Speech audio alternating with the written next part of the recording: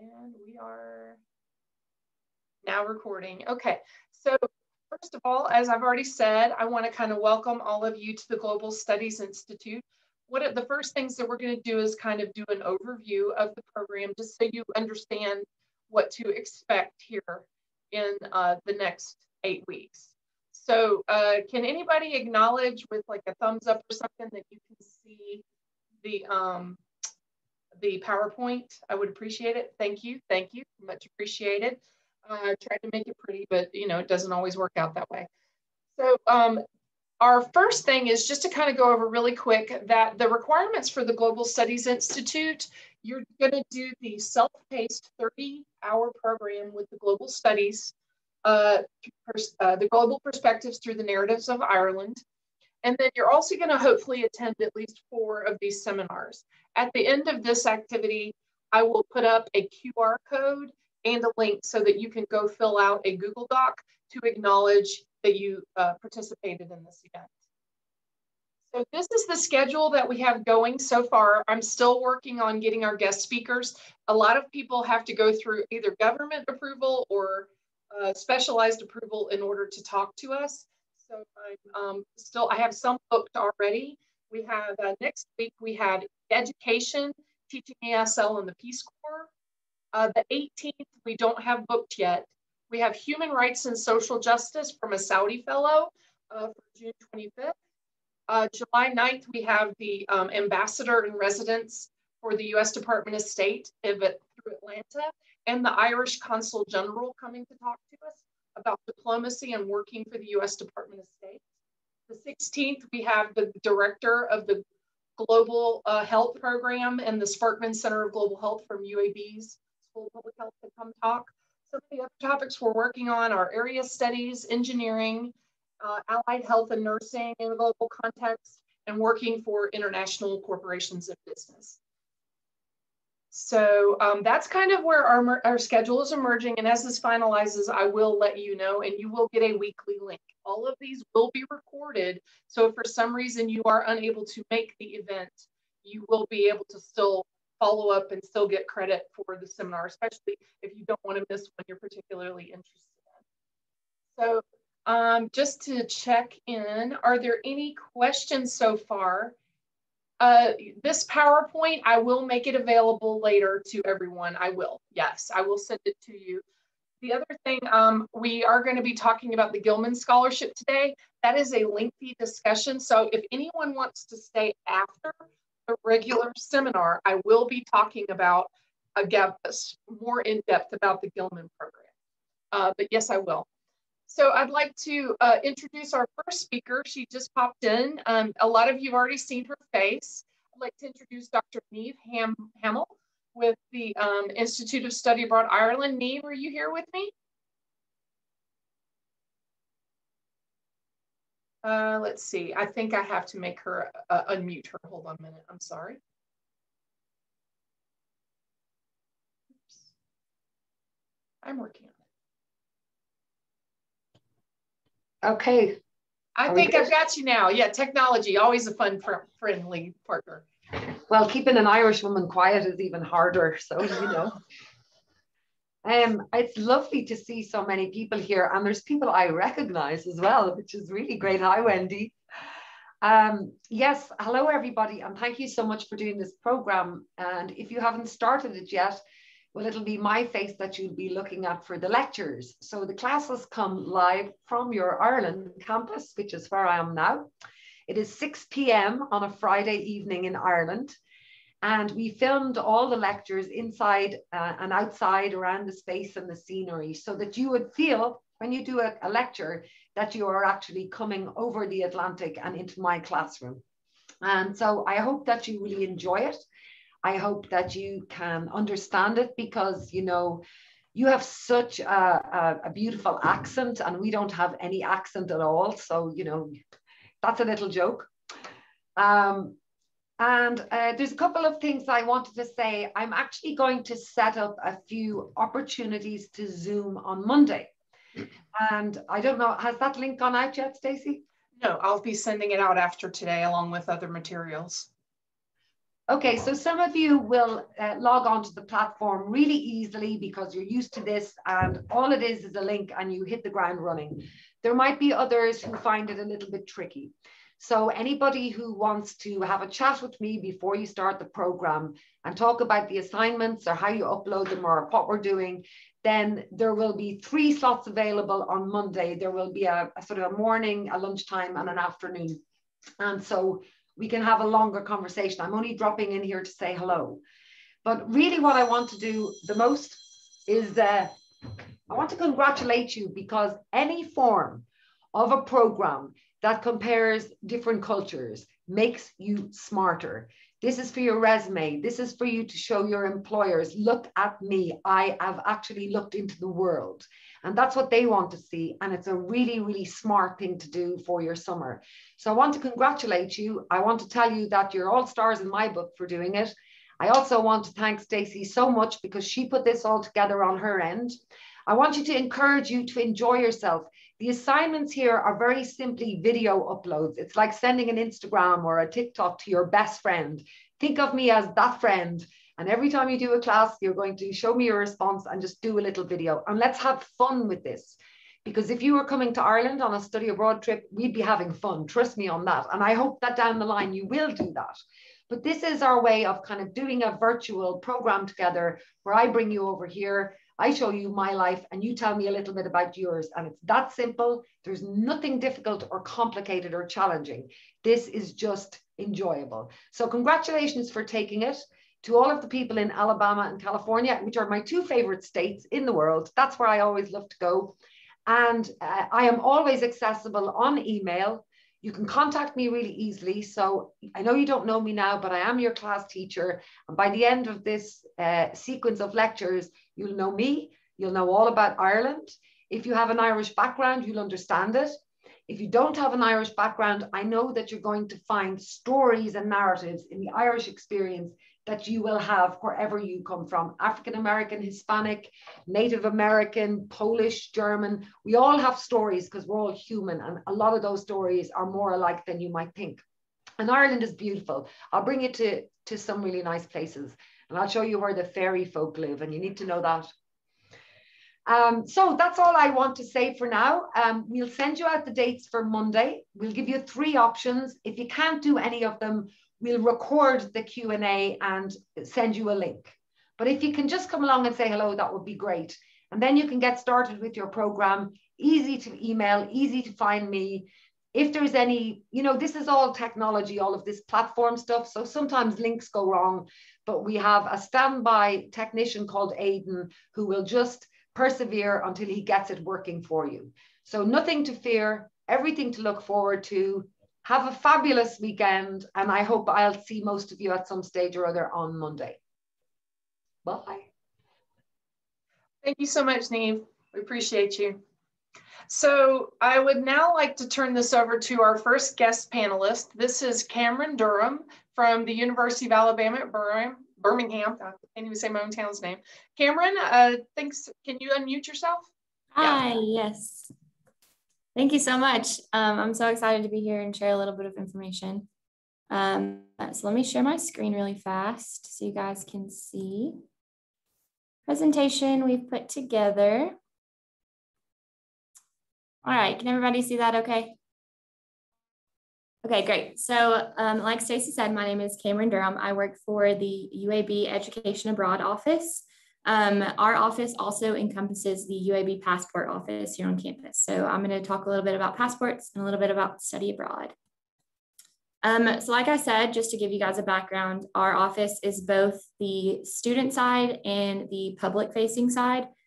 So we encompass the study abroad opportunities for UAB students, recruitment, program planning, advising services, all that. And then in our passport office, we actually serve the greater Birmingham community. So you don't have to be a UAB student or employee or affiliated with UAB in any way to use our services. And we are one of the top ranked facilities in the country for passports. A lot of people don't know that. A lot of people don't even know that our office exists. So it's a really great tool for anyone in the community that is looking to get a passport and you don't want to go to the post office or to the library. So a little bit about getting a passport. So obviously getting a passport is your first step in studying abroad or any sort of travel. We like to say that we get people before, during, and after. So before you study abroad, we'll give you your passport. We'll help you out during your study abroad, and then we're here afterwards for any sort of reentry involvement that you're looking to get to be a part of. Getting a passport is also a much easier process than most people believe. Our appointments take about 10 minutes, and your passport will last you 10 years. So it's a really good investment for your future. Even if you're not planning to travel internationally anytime soon, your passport will still be valid for 10 years. And then you only have to come in person once. So if you come in and see us, then you never have to go in person again. Every time after that, you get a passport, you can do it yourself through the mail. So it's a super simple process. A lot of people, I know when you think about your having to do anything with paperwork and identity, it can be sort of a hassle. But we try to make it as easy as possible and as accessible to anyone as possible as well. So just a quick review of what you would need if you were going to come get a passport. So we asked for your original proof of citizenship, which is just your birth certificate, ID, your driver's license, which most people carry around daily, and then fees. So your application fee is $35. We take photos here as well in our office. So we're kind of a one-stop shop. And then your passport fee, obviously, which is $110 for a passport. Like I said, it's good for 10 years. So, $11 a year for a passport is kind of what you're looking at. And what can a passport do for you? Well, obviously, you can travel internationally with your passport. We like to say it's kind of the start of becoming a global citizen, gaining a different perspective on the world. You have new adventures, your relationships, your new opportunities. It's kind of just like the start of a new experience, new things, obviously the start of any study abroad, which is kind of where we hit home in our office. So I'm going to share a little bit about my experience, kind of why I think study abroad is so important. So I was a student at Auburn University. That's where I got my undergraduate degree before I came to UAB, where I got my master's in public health and then also the global health certificate. So my interests kind of lie in public health, community development, that sort of thing, just as a little background.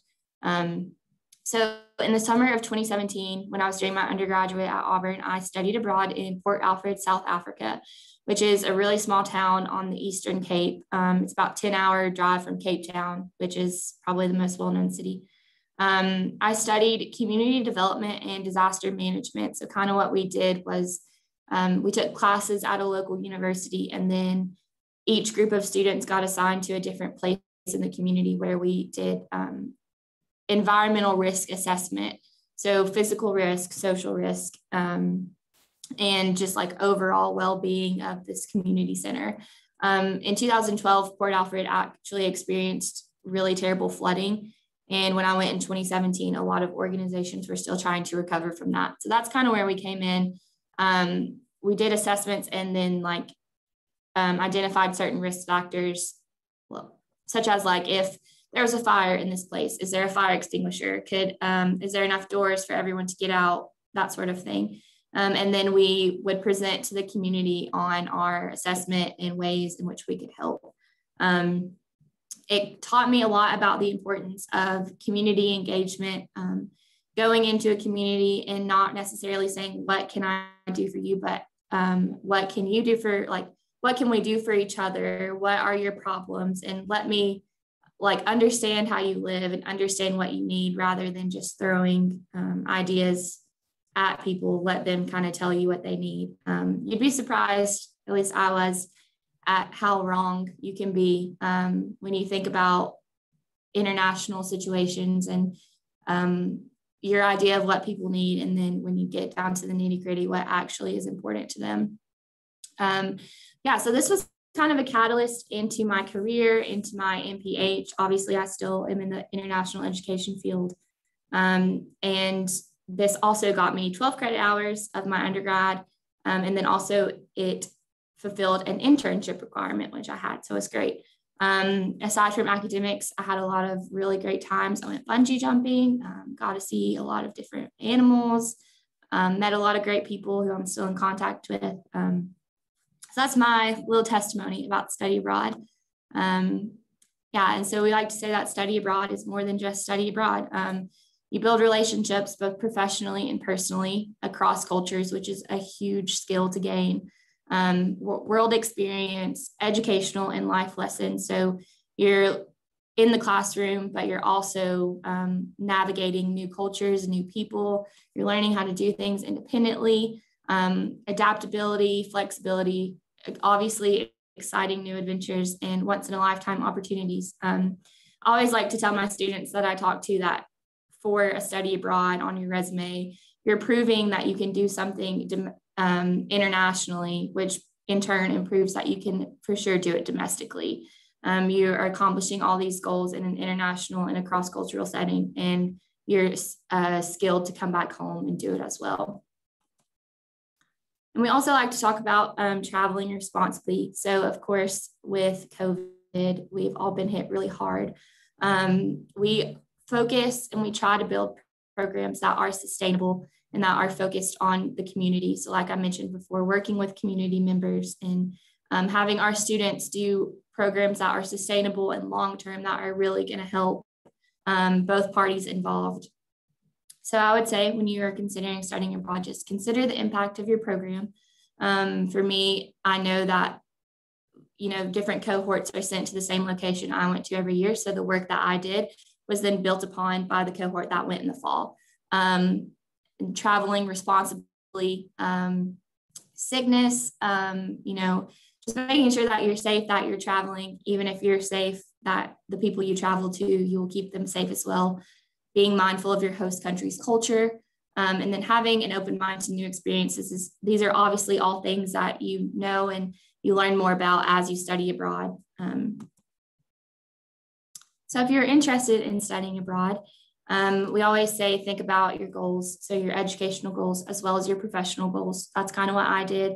I knew I needed an internship credit and I knew I wanted to do something in public health. And so my study abroad really lined up in both of those fields.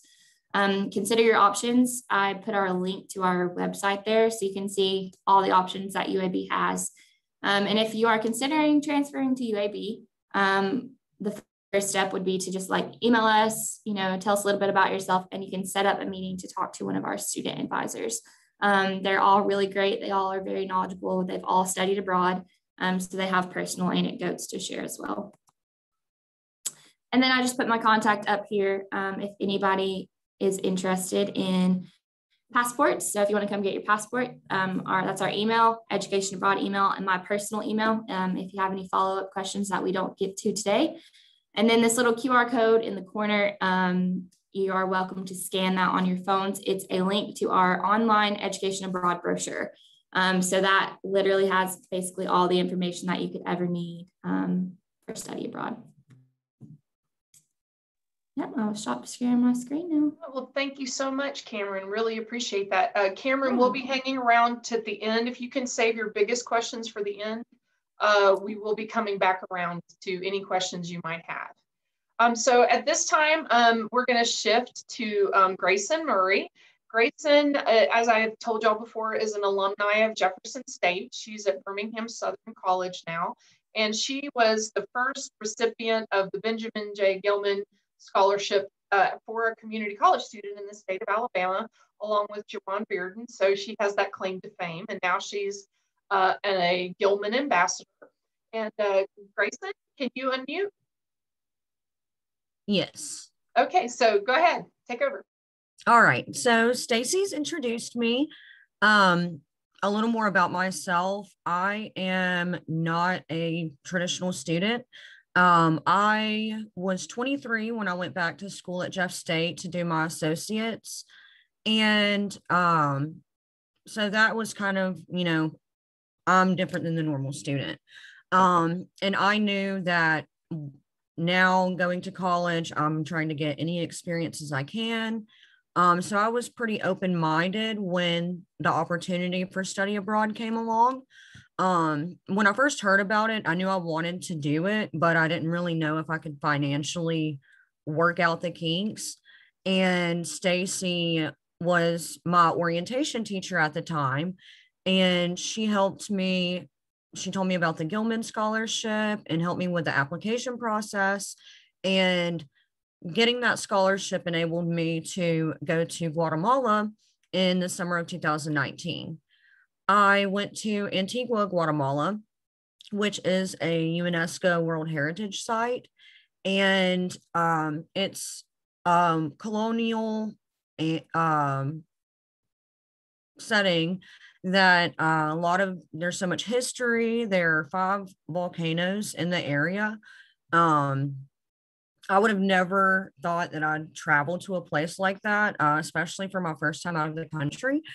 But the opportunity, arose, and I had, the will to do the application for the Gilman process and got the scholarship. And so if study abroad is something that you're interested in, but you're worried about the financial aspect of it, there are options that can help you attain the goal of studying abroad. And the Benjamin J. Gilman Scholarship is not a difficult process, but I would advise you all, if you're interested in it, to go ahead and check out their website, look at the process and the different deadlines. There are 2 applications that you have to complete. One is basically a statement of purpose, just talking about, your background as a student, what your interests are. And then there's a project aspect of it where you have to propose a project that you would work on with either during your trip or afterwards. So when I was doing my essays, I was really nervous. I really wanted the scholarship. I was already planning my trip. I went ahead and got my passport, got my vaccines. I just kind of had in my head that it would work out.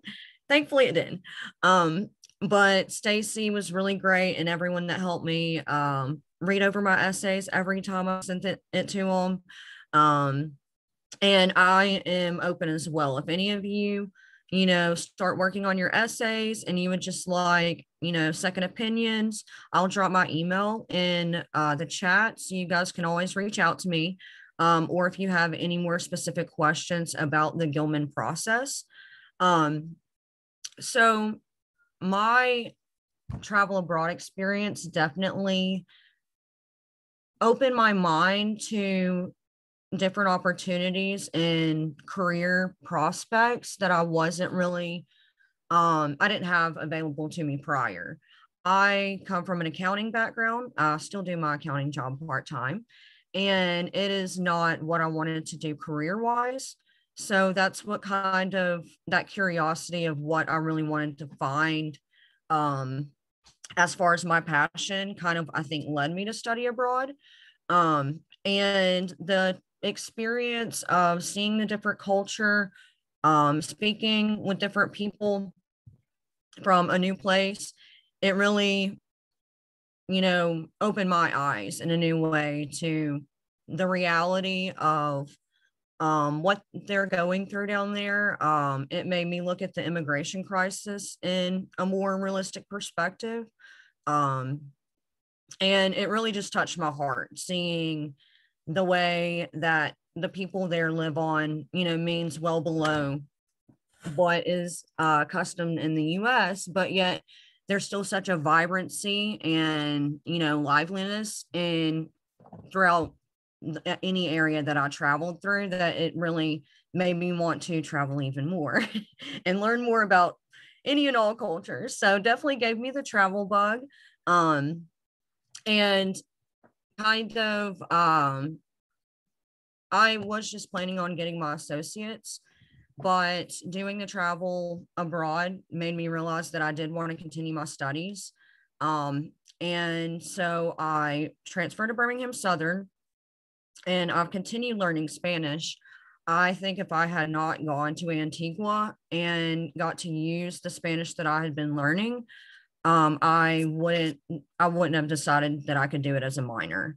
So now I, have a different drive to get more fluency with the language because I had so much fun and enjoyed the culture so much. I definitely want to go back and go to other Spanish speaking countries. That's why I kind of focus on Latin American studies. Right now, I'm getting a degree in global and comparative studies, which is political science, economics, and sociology. And I would not have gotten to the point that I'm at today if I had not had that experience and opened, my mind to different cultures, different perspectives. That one, 2-week trip in 2019, completely, I guess, fueled my trajectory educationally. And I have Stacy to thank for that, her pushing me and telling me I could do it. So the impact of the Gilman receiving the scholarship, being able to study abroad, was something that as, a freshman, non-traditional student, I didn't expect to, get an opportunity like that. And especially not after my first semester. And at that point, I had just started learning Spanish again. I'd studied a bit in high school, but I hadn't taken a class in 3 years. So I had done basic Spanish 101 and went to Guatemala completely, it was fine. I got through it. I, improvised where I had to. And I think, me as a more introverted individual, it definitely got me out of my comfort zone. I salsa danced, which I am not one to dance in public. That was very different for me. Trying new foods. It just really opened my eyes to how I can expand my own perspectives, my own interests, passions. And usually when you get into, gaining those new perspectives, it just really opens your world to more opportunities than, you would initially expect to have. So I greatly encourage any of you, if you want to travel abroad, look into the Gilman and go ahead and start the application process. Start writing your essays. It's always good to have essays for scholarships, that you can mess with anyways. And I will leave my information in the chat if any of you have any questions about my experience in Guatemala, Spanish, my studies, anything at all. Feel free to contact me. And thank you for having me, Stacy. Thank you for coming, Grayson. We appreciate you. You're a great alumni. We like it. So I'm now going to turn this over to Professors Wendy Shuffett and Professor Kyle Irvin. Wendy, can you unmute? I did. Can you hear me? Can you hear me? Kyle, you still there?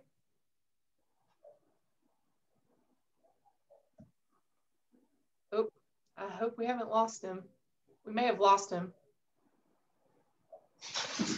Give it a second. Well, I guess Professor Wendy Shuffett. I think we've lost Kyle.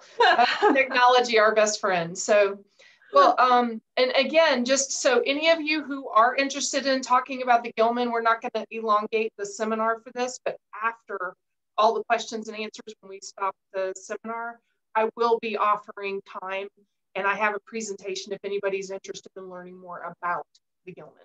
So, Wendy, go ahead. Yeah, so it's really good to be with you. My name's Wendy Shuffett, and I teach history here at Jeff State. I've been here for about 15 years, and it's only been within the past few years that I really began to get more passionate and involved with study abroad and taking students abroad. And one of the things that I did in 2018 actually was led a student over to Ireland for the Global Studies Institute with Neve. And it was just life-changing for not only me, but also for our students. It was a lot of fun to travel with students into a situation where none of them had been over there before to Ireland. Most of them had never flown before. They had never been outside of the nation. And so watching them learn to navigate just things like how to get through the airport in Atlanta and how to exchange currency, all the way to learning how to be a part of the culture there in Ireland was really neat. It was really fulfilling to see that. We were over there for 2 weeks, and I watched students move from heading into this situation with, they were very hesitant, they were a little bit withdrawn, they didn't quite know what to do. And by the end of 2 weeks, I mean, Ireland was their home. They completely learned to navigate within the nation itself. They also made friends with some of the local people. We actually merged with a couple other colleges from US.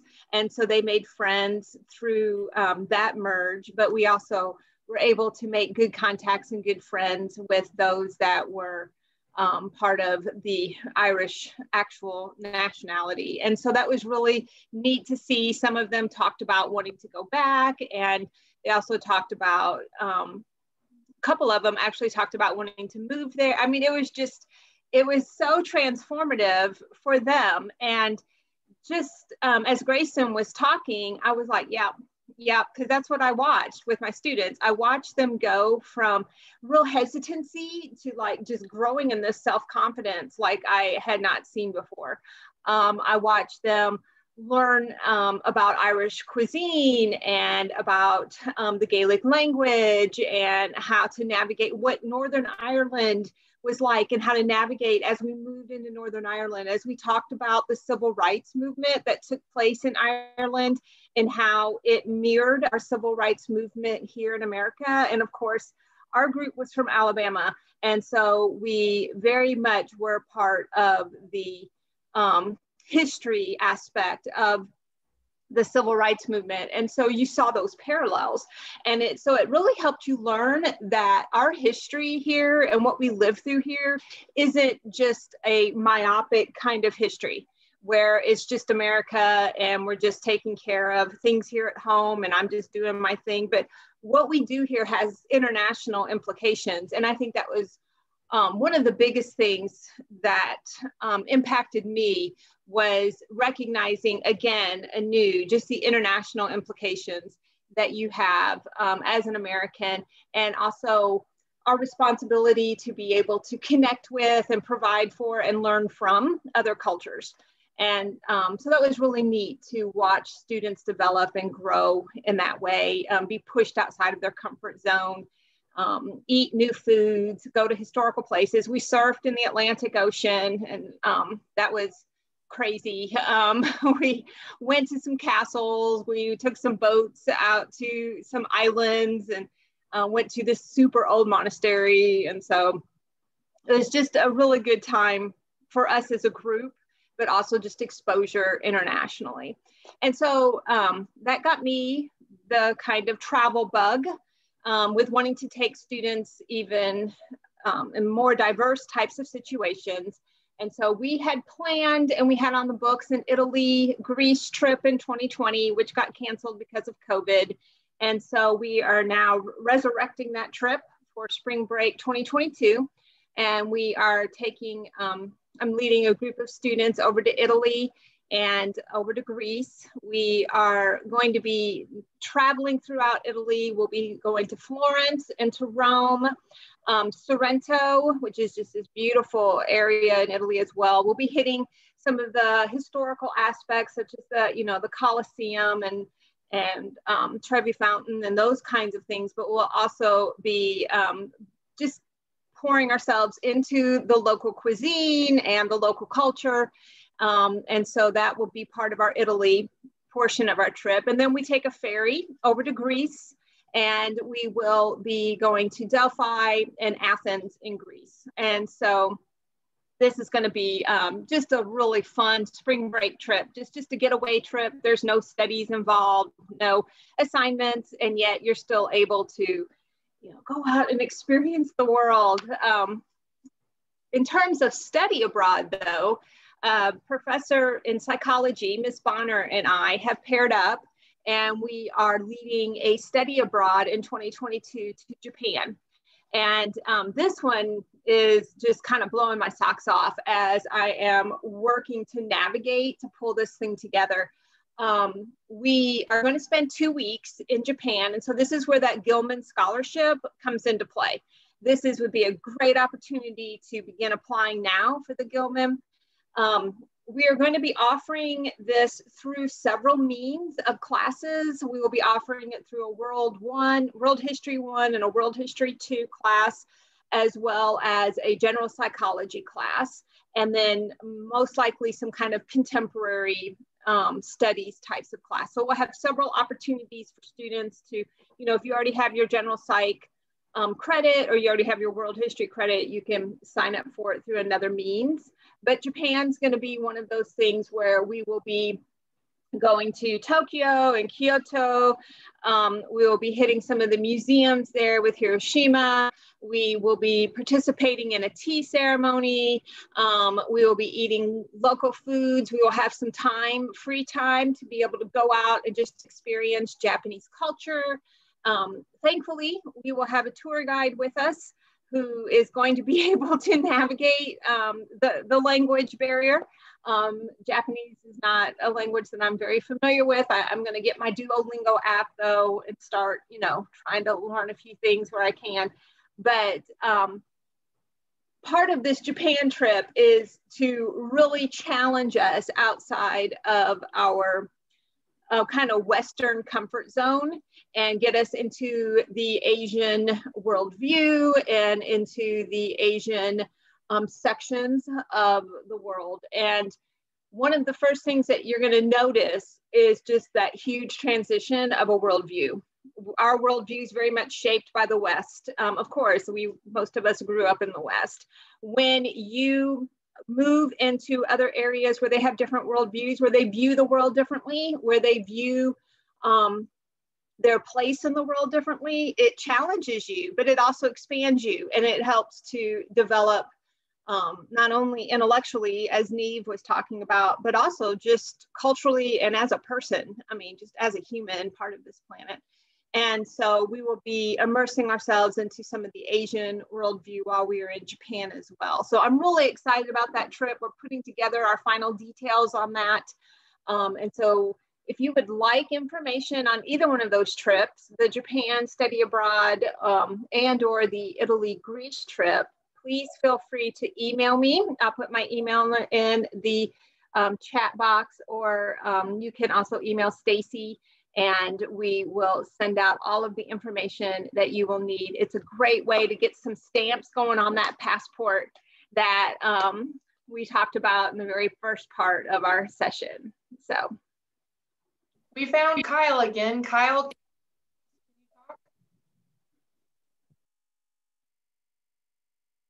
I think he's trying to see if he's still there. I think I lost him again. Well, that is kind of the wrap for today's overall presentation. Now we want to open it to you. I know y'all have been popping in some questions. So what I'm going to do is let's try to do it as chat questions. And if not, I will try to open it up. I am going to allow students to unmute themselves if you would prefer to ask a verbal question. So go ahead. Anybody have any questions about what you've heard today? We're here to answer your questions.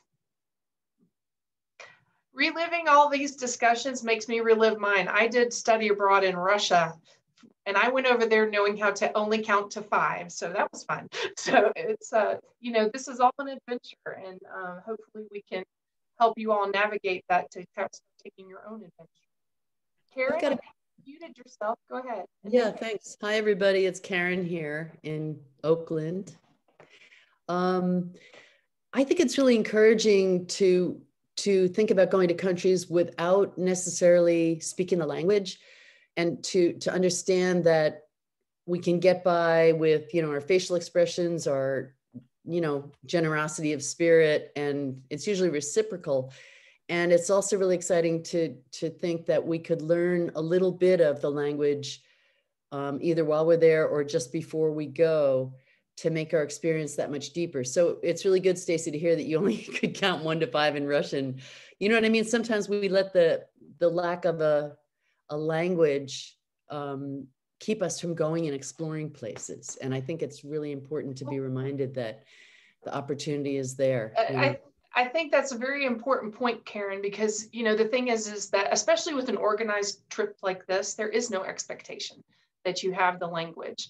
If you're going somewhere to learn the language, that, you know, in a way, it kind of removes any preconceptions about how to use it, because that's what happened to me, because Russian was not available at my institution when I did, you know, my undergrad. And so when I got into grad school and I had this opportunity to go over, and I spent a semester studying Russian language by a Russian teacher. He didn't speak a word of English, so that was a very interesting way to learn. You know, but by the end of it, I could speak conversationally. I could function. I could read Cyrillic. I could take the train. I could have basic conversations, buy things. I could function societally. By the end of, you know, about 6 weeks, I was functional. Even less than that, really, because I had to live there. You know, I had to navigate. And so when you put yourself into that situation where you're going out of your comfort zone, it does help that a lot. Kayla, I think you were next, I believe. Yeah, so I noticed how Mr. Irvine is a Western civilizations teacher, and he's offering the studies abroad for, I believe, some other part of the European countries. And so I know that Ms. Shuffett said that hers was in Japan. Oh, I'm sorry, not Japan. Yeah, she's doing Italy, Greece, and Japan in 22.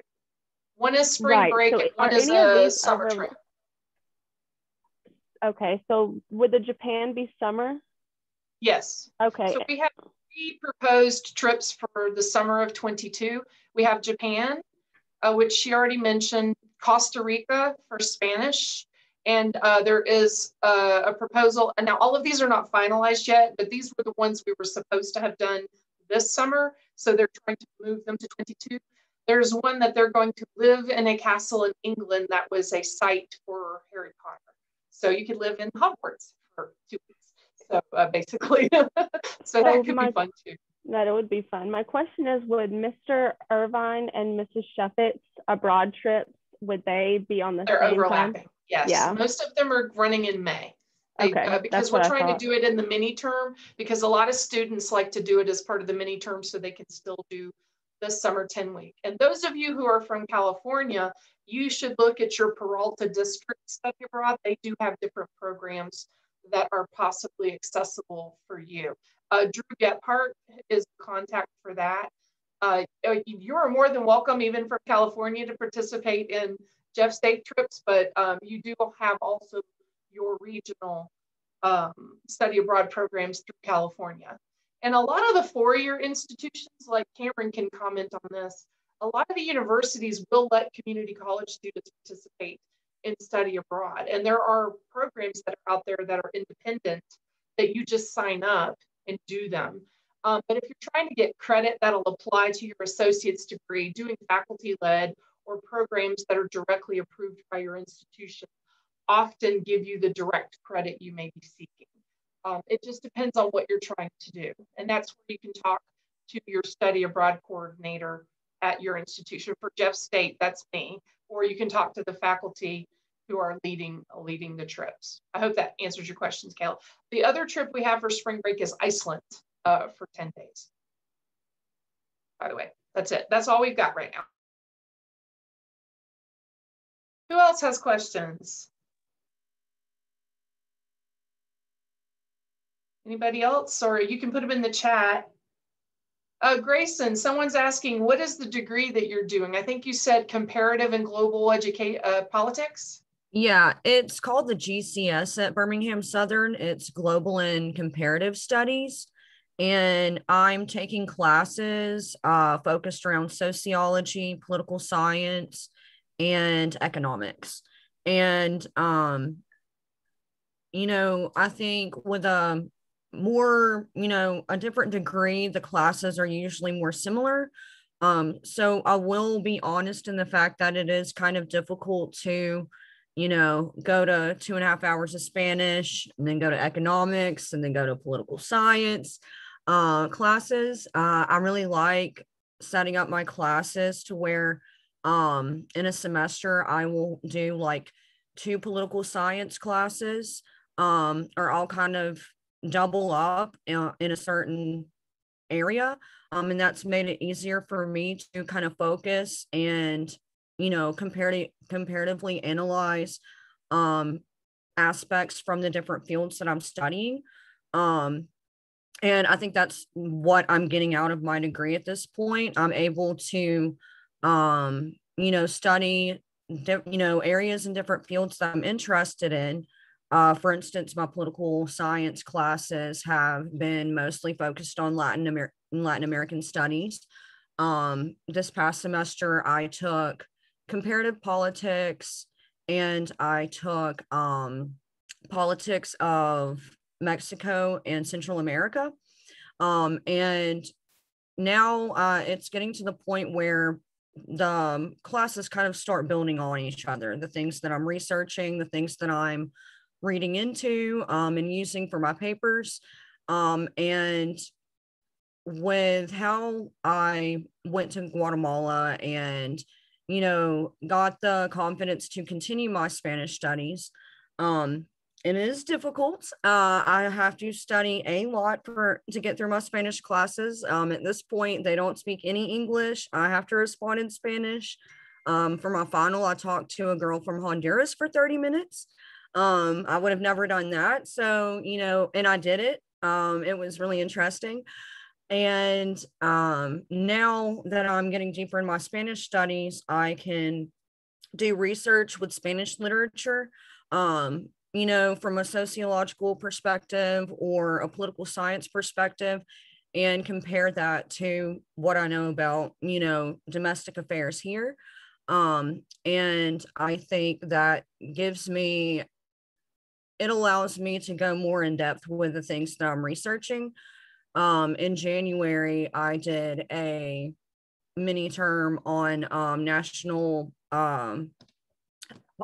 security, U.S. national security, and I wrote a paper, like 12-page paper on the crisis situation in North Korea, the national security crisis. And I would, you know, if you asked me a year ago if I knew about any of that, I would have said, you know, no, don't ask me.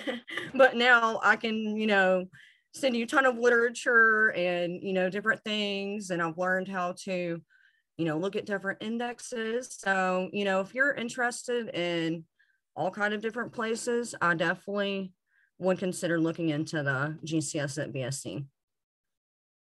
I'm going to plug UAB because I'm an alumni of that. I graduated from their international studies program, and it's kind of similar to what Grayson is doing, but I focused on international development, and I focused on linguistically on French, and I had an interest in diplomacy.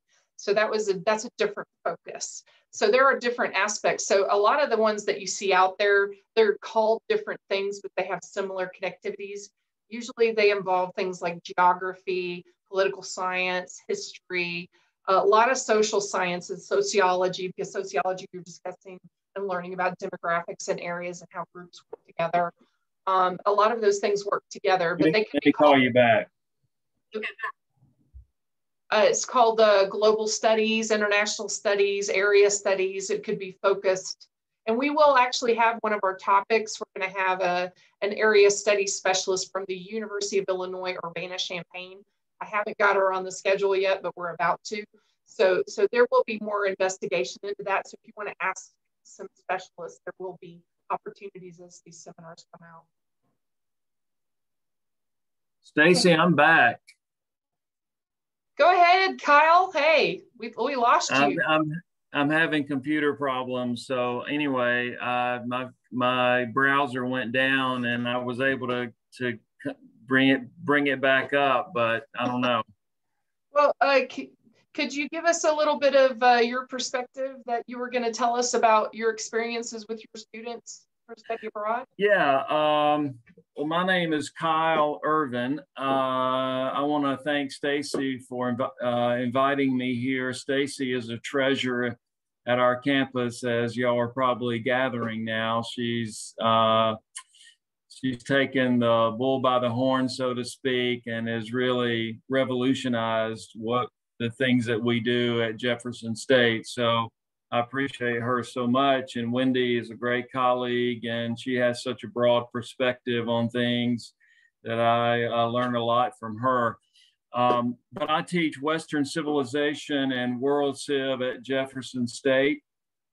I was chair of the Liberal Arts Department for about 10 years until I decided to give that up, pass the baton, so to speak, so I could focus on what I really wanted to do, which was to lead students overseas.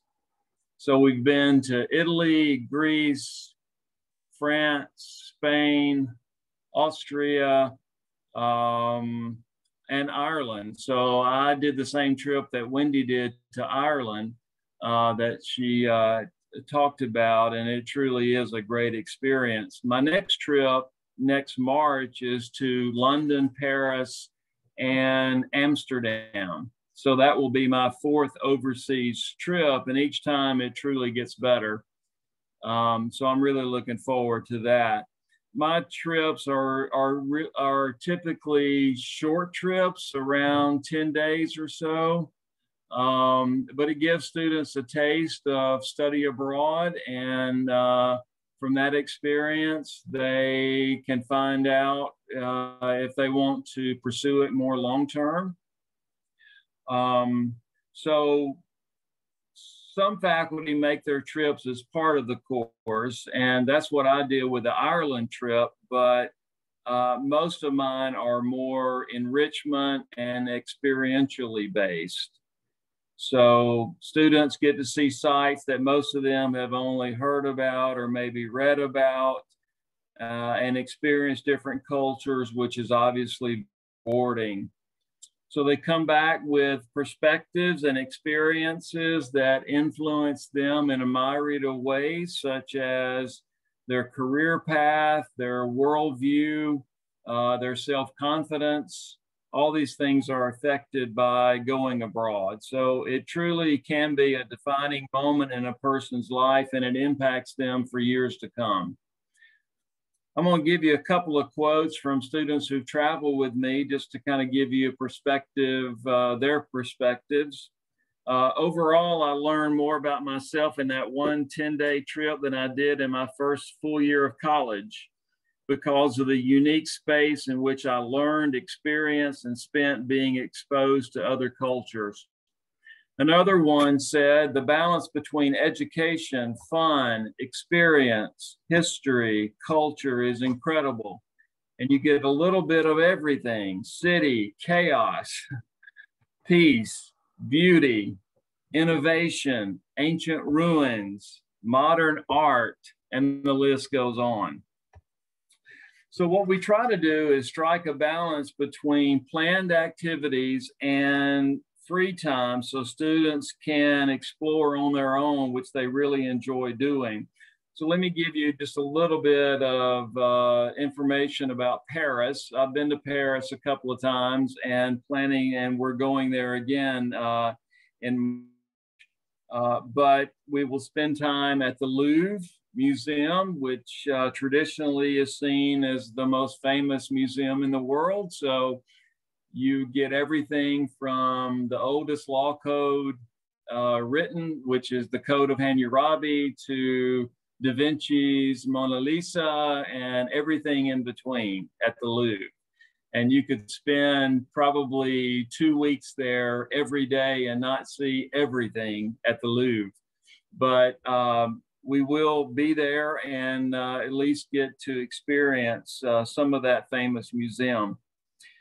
We will Versailles, which is about 12 miles outside of Paris. It is the traditional home of French kings, such as Louis XIV, and it's a grandiose place, and it's just one of those places that you just have to see if you go to Paris. And one of my favorite areas is the Latin district. And it's called the Latin district because the University of Paris is located there. And during the Middle Ages, the University of Paris taught in Latin. So students studied Latin, they taught in Latin, and that's where the name Latin district comes from. Today, the University of Paris is still there, but it's also known as a district with upscale bistros and bars and bakeries. And it's also one of my favorite little spots there is the Shakespeare bookstore. And that's where famous writers such as Hemingway and others spent a lot of time back in the earlier 20th century. So it's an exciting place to go. And so that's part of what's known as the Latin district. And that's basically in the heart of Paris, not too far from Notre Dame. So that's the other place that we typically would go. Although, as you all know, Notre Dame 2 years ago had a devastating fire that engulfed the structure, and they are in the process of renovating it now. But fortunately, the cathedral was saved for the most part due to the valiant efforts of the fire brigades. We'll also take a boat ride on the Seine River, which cuts right through the heart of Paris, and you get a real different perspective from the boat ride, and that's a fun thing to do. And then, as I said, we give students an opportunity to just explore on their own, which they really enjoy doing. So we try to meet that balance between planned activities and just free time for them to just explore. So there's so much to see and do in Paris, but at least you get a chance to see what the city is all about. But that's only one of the cities that we'll be traveling to. We're also going to, as I said earlier, London and Amsterdam. So that's a 10-day trip next March. So, you know, I guess the million-dollar question is, why go abroad? You know, why do this? And for many of you, it may be the only opportunity you get, at least for a long time. I mean, eventually, you get a career going, your job, and either you won't have the time or you won't have, or life just gets in the way. So now is just a great opportunity to spread your wings and do something out of the box. And it's such a great learning experience, not only learning about the cultures that you're engaging with, but also learning a lot about yourself. And just like Wendy was talking about, you know, I've seen students, it seems like every time we take trips, students go into it hesitant, unsure about things, unsure about themselves, but they come out on the other end much more confident, with a broader perspective on life, thinking about different career paths that they may not have thought about before. So it really is I don't think it's too much to say. It can be really a life transforming event, because I've seen it happen to a number of students who have gone with me. Well, and I think to build on what Kyle is saying, you know, the thing is this could be your first trip. You're a community college student. If you're going on in your educational experience, it may be the first. So this is a good place to get your feet wet. And then later on, maybe consider a semester. I think that's. The universities offer that as part of the structure of their study abroad. you could do, I never did that. As an undergrad, I didn't have the funding. I did it as a grad student. So I didn't even get to do that until I was a graduate student. But it has become my lifelong, that's my thing now. I have the itchiest feet right now because we haven't been able to get on an airplane and go anywhere. So that's why I did this Global Studies Institute, so that we could do that. Yeah. But yeah, if I could kind of chime in for a moment on that, I did my first 2-week program, and I was right when I got back, I started planning for another 2 weeks in Antigua, and I was going to go to Costa Rica for 2 weeks after that. And COVID canceled that trip, but at this point I'm still looking for the right abroad opportunity for me, or even an internship at this point. And so I enjoyed it and got so much from the experience that I definitely want to collect as many of them before I'm not able to. Yeah, those are all great points. I mean, my trips are fairly short, but they're really good introductions into study abroad. Yes, sometimes it's good to do it for fun, and then do it for academic, and then do it for longer, and then on your own, and then you expand more and more. Yeah, they do. I've hit 17 countries now. I plan to hit another 17 more before I stop traveling. Yeah, they do it for fun, but they when they come back, they've obviously learned a lot. And, they've been exposed to so much, and they are greatly impacted by it. And the other nice thing is you don't have to be a Jeff State student to go. I mean, I've had students, last time my last trip, I had 2 students from Oregon who joined us. And, you can be any age, you can be from any location to go. So I would just encourage all of you, whether it's my trip or Wendy's trip or